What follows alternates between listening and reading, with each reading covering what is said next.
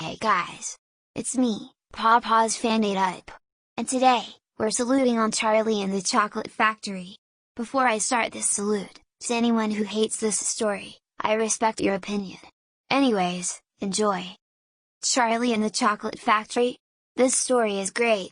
Charlie and the Chocolate Factory is a 1964 children's novel by British author Roald Dahl.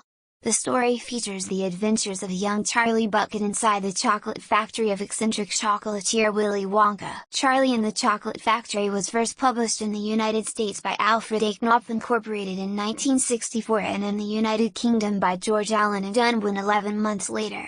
The book has been adapted into two major motion pictures, Willy Wonka and the Chocolate Factory in 1971, and Charlie and the Chocolate Factory in 2005. Charlie Bucket, an 11-year-old boy, is very poor and lives in a small house with his parents and 4 grandparents. One day, Charlie's grandpa Joe tells him about the legendary and eccentric chocolatier Willy Wonka and all the wonderful sweets and chocolates he made. However, the other chocolatiers send in spies to steal his secret recipes, leading Wonka to close the factory to outsiders. The next day, the newspaper announces that Wonka is reopening the factory and has invited 5 lucky children to come on a tour, if they find a golden ticket inside of Wonka Bar. The first 4 golden tickets are found by 4 unpleasant children, the gluttonous Augustus Gloop, the spoiled and petulant Veruca Salt, the chewing gum addicted Violet Beauregard, and the television obsessed Mike TV. One day, Charlie sees a 50-pence piece, dollar bill in the US version, buried in the snow. At the exact moment, it is revealed that the Japanese ticket was forged. He buys a Wonka bar and miraculously finds the last golden ticket.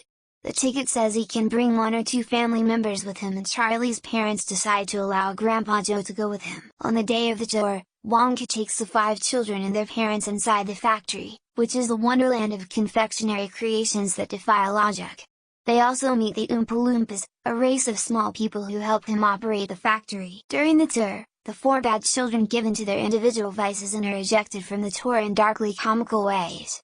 Augustus gets sucked up the pipe to the fudge room after drinking from the chocolate river, Violet blows up into a giant blueberry after chewing an experimental stick of 3-course dinner gum, Veruca is thrown down the garbage chute after trying to capture one of the nut-testing squirrels and is considered a bad nut, and Mike gets shrunk down to the size of an ant after being sent by Wonkavision.